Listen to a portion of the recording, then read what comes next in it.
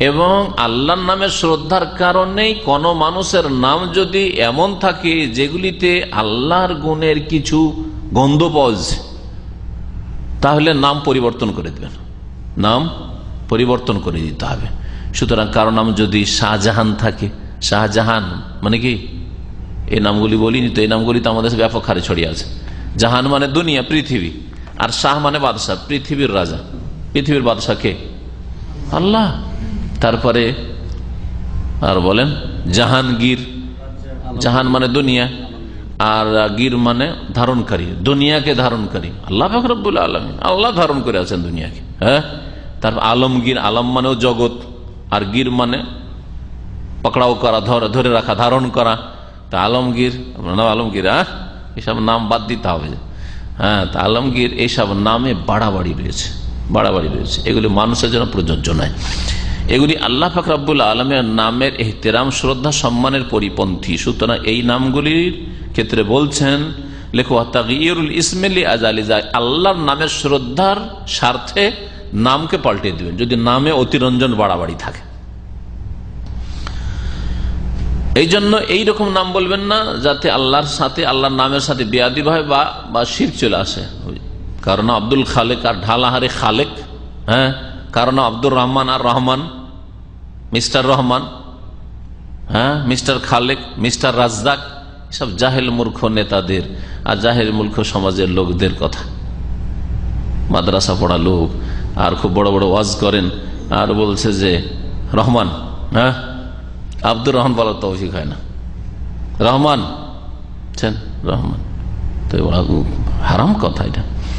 আমার আল্লাহ ছাড়া কাউকে বলা যায় না। আরে রহিমও যদি হইতো তো রহিম বলা যেতে পারে গায়রুল্লাহকে, আর রাহিম না, কিন্তু রহিম বলা যায়, কিন্তু রহমান কাউকে বলা যায় না। খালেক সৃষ্টিকর্তা কাউকে বলা যায় না, রাজ্জাক রিজিক দাতা কাউকে বলা যায় না। আবু শুরাই রাদিয়াল্লাহু তাআলা আনহু থেকে বর্ণিত আন্নাহু কানা ইউকনা আবুল হাকাম, আবু শুরাইয়ের কুনিয়াত উপনাম ছিল আবুল হাকাম। উপনাম হচ্ছে, কুনিয়াত হচ্ছে ডাক নাম, ডাকার জন্য যে নামটা বলা হয়, অমুকের বাপ, অমুকের মা, আবু দিয়ে দিয়ে যেটা বলা হয়, হ্যাঁ, আবু মোহাম্মদ, উম্মে আবদুল্লাহ, আবদুল্লাহর মা, হ্যাঁ, এগুলি হচ্ছে কুনিয়াত। আর লাকাব যেগুলি কোনো গুণের কারণ, তার মধ্যে কোনো গুণ আছে সেই জন্য তাকে টাইটেল দিলেন, এটা হচ্ছে লাকাব। আর ইসম যেটা নাম, তার বাপ বা মা বা কেউ রেখেছে যে নামটা তার, এটা হচ্ছে ইসম। তো এই আবু শুরাই সাহাবী, তার কুনিয়াত প্রথম ডাক নাম ছিল আবুল হাকাম। হাকাম মানে বিচারক, আর আল হাকাম একমাত্র আল্লাহ, আল হাকাম। আর আলিফলাম দি আবুল হাকাম, আল হাকামের বাপ মানে আল্লাহর বাপ, আল্লাহর বাপ হয়ে যায়। হ্যাঁ, এইরকম বাড়াবাড়ি নাম আবুল বাশার। আবুল বাশার মানে মানব জাতির পিতা, ও তো একমাত্র আদম, আদম ছাড়া কেউ আবুল বাশার নাই। আর আমাদের দেশে আবুল বাশারের অভাব নেই, ঘরে ঘরে আবুল বাশার, সব সব মানুষের বাপ, সব। খায়রুল বাশার মোহাম্মদ রসুল্লাহ, মানুষের শ্রেষ্ঠ, হ্যাঁ, মানুষের সেরা একমাত্র রাসূলুল্লাহ সাল্লাল্লাহু আলাইহি ওয়াসাল্লাম। সুতরাং খায়রুল বাশার রাসূলুল্লাহ সাল্লাল্লাহু আলাইহি ওয়াসাল্লাম, আর কেউ না। আবুল হাকাম বলা হয়তো, নবী সাল্লাল্লাহু আলাইহি ওয়াসাল্লাম বলে ইন্নাল্লাহু আল হাকাম, আল্লাহ তো হচ্ছেন আল হাকাম, আর তুমি হাকামের বাপ, ই কেমন কথা। ওয়া ইলাইহিল হুকমু, আর বিচার ফয়সালা নেওয়া হয় আল্লাহর কাছে, সমস্ত রকমের চূড়ান্ত ফয়সালা আল্লাহ পাকের কাছে হয়ে থাকে। ফাকালা, তখন ওই লোক বলল, ইন্না কওমি ইযা ইখতালাফু ফি শাইইন, লোকটি খুব বিচক্ষণ ছিল, আবু শুরাই বলছে আমার নাম আবুল হাকাম কেমন করে পড়লো ডাক নাম। বলছে আমার সম্প্রদায়, আমার বংশের লোকেরা ইযা ইখতালাফু ফি শাইইন, কোনো ব্যাপারে যখন ঝগড়া বিবাদ হইতো, দ্বন্দ্ব হইতো, আর বিচার সালিস করতে হবে, আতাউনি, তখন আমার কাছে আসতো, বিচার সালিসের জন্য আমার কাছে আসতো। এই হাদিস দ্বারা বোঝা গেল যে কোর্ট ছাড়া, আদালত ছাড়াও সামাজিক বিচার হতে পারে যদি কোরআন সুন্নাহ দিয়ে বিচার হয়। এই লোক কাজীও ছিল না, আর সরকারি কোনো পদেও ছিল না, তার কাছে লোকেরা বিচার নেওয়ার জন্য আসতো, সামাজিক বিচার। তার সামাজিক বিচার জায়েজ, কিন্তু শর্ত হচ্ছে কোরআন হাদিস মোতাবেক বিচার হইতে হবে। আর আমাদের দেশগুলিতে সামাজিক বিচারে কোরআন হাদিসের কোনো নাম থাকে না, অসৎ লোকেরা বিচার করে। সমাজের যারা অসৎ লোক, দুনিয়ার নেতা, ওরা বিচার করে। যার ঘরে পয়সা আছে সে হচ্ছে সেখানে বিচারক, বলছে যে যখন কোন ব্যাপারে তাদের ঝগড়া বিবাদ হইতো, মতানৈক্য হইতো, তখন আমার কাছে আসতো। ফাহাকাম তো বাইনহুম, তাদের মাঝে আমি বিচার করে দিতাম। ফারাজিয়া কেলাল ফারিকাইন, উভয় পক্ষ সন্তুষ্ট হয়ে যেত। এই বেশ কিছু বিচার যখন এইরকম করা শুরু করলাম, তখন তারা আমার কুনিয়ত নাম কি দিয়ে দিল, ডাক নাম আবুল হাকাম। এটা পাওয়া নাম, গ্রাম থেকে তার বংশধর থেকে পাওয়া নাম। এটা টাইটেল পেয়েছিল, কি পেয়েছিল? আবুল হাকাম। আর আল হাকাম আল্লাহ পাকের নাম। ফাকাল, নবী সাল্লাল্লাহু আলাইহি ওয়াসাল্লাম বললেন, মা আহসান হাযা, এটা তো খুব সুন্দর কথা। কোনটা সুন্দর কথা? যে তোমার বিচার করাটা খুব সুন্দর কথা। নবী সাল্লাল্লাহু আলাইহি ওয়াসাল্লাম তার বিচারের প্রশংসা করলেন। বিচার করতে আর সবাই রাজি হয়ে যেত, হ্যাঁ, বিবাদমান দুই পক্ষ সম্মতি হয়ে যেত, সন্তুষ্ট হয়ে মেনে নিত, ভালো কথা। মানুষের সমস্যার সমাধান যদি করতে পারেন তাহলে প্রশংসার যোগ্য। নবী সাল্লাল্লাহু আলাইহি ওয়াসাল্লাম প্রশংসা করলেন তার। কিন্তু তোমার এই কুনিয়াত চলবে না, উপনাম চলবে না, আবুল হাকাম। ফামালাকা মিনাল ওয়ালাদ, তোমার ছেলে মেয়ে আছে? ফাকুল, তো আমি বললাম হ্যাঁ, আমার এক ছেলে সোরাই, আর এক ছেলের নাম মুসলিম, আর এক ছেলের নাম আবদুল্লাহ, 3 ছেলে আছে। ফাকাল আম্মান ফামান আকবর ওহুম, ওদের বড় কে? ওদের বড় কে? 3 ছেলের কে বড়? বলতো তখন ওই সাহাবী আবু সোরাই বললেন, সোরাই হচ্ছে বড়। কালা, নবী সাল্লাল্লাহু আলাইহি ওয়াসাল্লাম বললেন, ফা আনতা আবু সোরাই, তাহলে তুমি সোরাইর বাপ। আবু সোরাই, আবুল হাকাম না, আল্লাহর বাপ না, আল হাকামের বাপ না। কিসের বাপ? কার বাপ? সোরাইর বাপ। এই হাদিস থেকে আরো মাসলা জানা গেল, আপনার যদি একাধিক ছেলে মেয়ে থাকে তাহলে বড় ছেলের নামে আপনি আপনার ডাক নাম নামকরণ করবেন, হ্যাঁ, উপনাম আপনার রাখবেন আর লোকেরা ডাকবে। আর আমাদের দেশে মাশাআল্লাহ এর উপর আমল আছে, হ্যাঁ।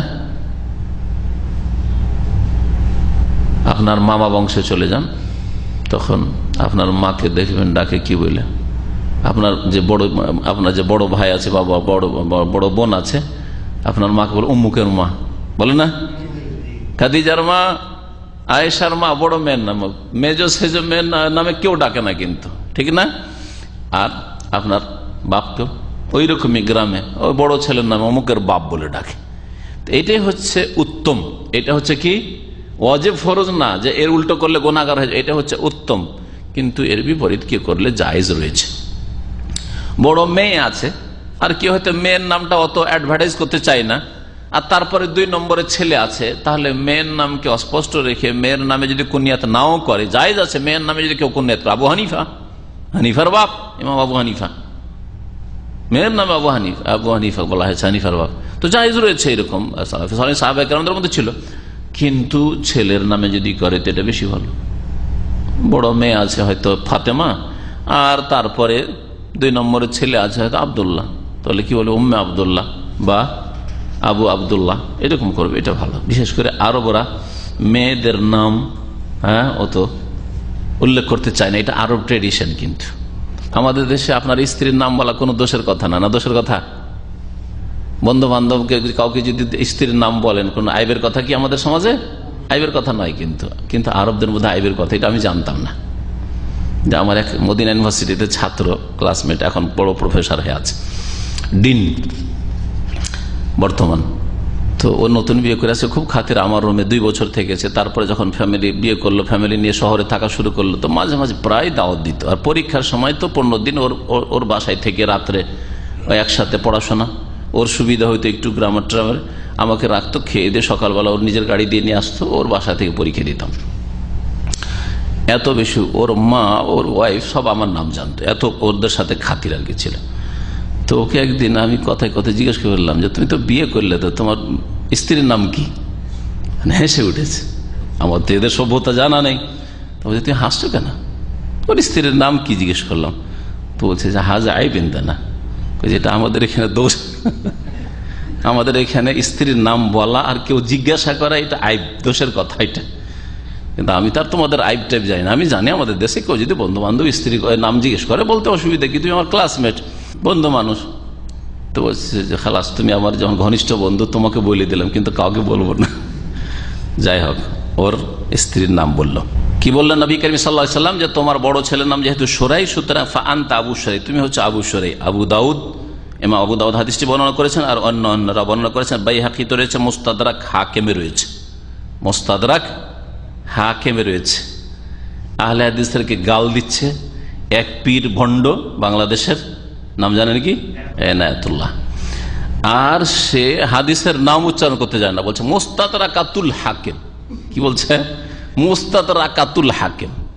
তাহলে হাদিসের কিতাবটা জীবনে একবারও যদি দেখতো, বা হাদিসের নামটাও যদি কোনো কিতাবে ওইভাবে ঠিকভাবে পড়তো, তো এইরকম ভুল তো বলতো না যে হাদিসের কিতাবের নাম বলতে এরকম ভুল করে মুস্তাদরাক হাকিম, মুস্তাদরাকাতুল হাকিম। আর তারপরে কুফরির বিনা লাগামের ফতোয়া, লাগামহীন ফতোয়া ঢালাহারে, কেউ বিরোধী হইলে কাফের। কিন্তু এই কথা জানেন না এ নালায়েক যে কাফের বলে তারই কাফের হওয়ার যে আশঙ্কা রয়েছে। এই জন্য সহি আকীদার কোন আলেমের দিন কাউকে কাফের বলে না। মুসলিম ফিরকার যারা বিরোধী শিরক বেদাতে থাকলো কাফের বলে না। শিরক বেদাত থাকলে বলে এটা শিরকি আকীদা, এটা কুফরি আকীদা, এটা শিরকি কথা, এটা কুফরি কথা। কিন্তু আমরা কখনো এই কথা বলি না যে অমুক কাফের, অমুক মুশরিক। এই কথা আমাদের হাজার হাজার আলোচনা আছে, কোন আলোচনাতে পাবেন না। স্পষ্ট ভাষায় বলছে এবং চ্যালেঞ্জ করে বলছে, কোন আলোচনাতে এইভাবে পাবেন না যে অমুক মুশরিক, অমুক কাফের, এই কথা পাবেন না। ব্যক্তি সম্পর্কে আমভাবে বেনামাজি কাফের হয়, আল্লাহ বলেছেন, তার রাসূল বলেছেন। সেই জন্য যে শিরিক করে আল্লাহ ছাড়া অন্যকে সেজদা করে, সে কাফের মুশরিক হয়ে যায়। এটা আম কথা, এটা বলা কোরআন এবং হাদিসে আছে। কিন্তু অমোঘ ব্যক্তি যার নাম হচ্ছে জালালউদ্দিন, সলিমউদ্দিন, আর সে আল্লাহ ছাড়া অন্যকে সেজদা করে, সেই জন্য সলিমউদ্দিন কাফের মুশরিক, এই কথা আমাদের এতে পাবেন না। তার কাজটি হচ্ছে শিরকি, তার কাজটি হচ্ছে কুফরি, কাজের ওপর হুকুম পাওয়া যায়। পক্ষান্তরে বিদআতপন্থীদের লক্ষণ হচ্ছে ঢালাহারে বিরোধী হইলে, যদিও সহি আকীদা, প্রত্যেকটি ক্ষেত্রে দলিল তালাশ করতে বলে যারা, কোরআন এবং হাদিসের কথা, তারা তাদের কাছে বড় কাফের। আউযু বিল্লাহ। এইসব বিদআতীদের কাফের হওয়ার আশঙ্কা বেশি শুধু নয়, বরং নবী করিম সাল্লাল্লাহু আলাইহি ওয়াসাল্লামের হাদিসে রয়েছে, সহি হাদিস, একটি নয় বেশ কিছু হাদিস রয়েছে, যারা কোনো মানুষকে কাফের বলে বা কোনো জাতিকে কাফের বলে অথচ তারা কাফের নয়, তাহলে ইল্লাকাদ হারা আলাইহি, সেই কুফরির হুকুমটা তার উপর ফিরে চলে আসে। ফাকাদ বাআ বিহি আহাদুহুমা, আর হাদিসে রয়েছে দুইজনের একজন কাফের অবশ্য। যাকে কাফের বললো সে যদি কাফের না হয়, মুশরিক না হয়, তাহলে নিজেই কাফের মুশরিক আল্লাহর কাছে বলে গণ্য হবে, কাফেরদের সাথে উঠবে, কাফেরদের সাথে হাসর হবে, কাফেরদের সাথে জাহান্নামে যেতে হবে। আল্লাহ পাক যেন সংশোধন করার তৌফিক দান করেন, আর এসব গোমরাহদেরকে হেদায়েত করেন, আর এসব গোমরাহদের যারা গোমরাহকারী ভণ্ড, এদের কবল থেকে মুসলিম সাদাসিধা লোকদেরকে, নারী পুরুষদেরকে আল্লাহ পাক রব্বুল আলামিন যেন রক্ষা করেন, তাদের ঈমানকে রক্ষা করেন, তাদের আকীদাকে রক্ষা করেন, তাদেরকে ফিরে আসার যেন তৌফিক দান করেন। এই হাদিস থেকে জানা গেল যে আল্লাহ পাক রব্বুল আলামিনের নামের অবমাননা করা হারাম, যে কোনো রকম ভাবে অবমাননা হোক। আল্লাহর নাম আল হাকাম, আর আপনি হাকামের বাপ, এটা অবমাননা। অবমাননা ব্যাপক। অবমাননার ক্ষেত্রে এটা বলা যেতে পারে যে আল্লাহর নাম লিখা আছে আর ওটা রাস্তাঘাটে ফেলে দিলেন, আপনি পড়ে দেখলেন যে বিসমিল্লাহির রহমান লিখা আছে আর উঠালেন না, আপনি থাক পড়ে, আমি তো ফেলিনি, আপনি অবমাননায় শরীক হলেন, আপনার সেখান থেকে উঠিয়ে নেওয়া ফরজ ছিল।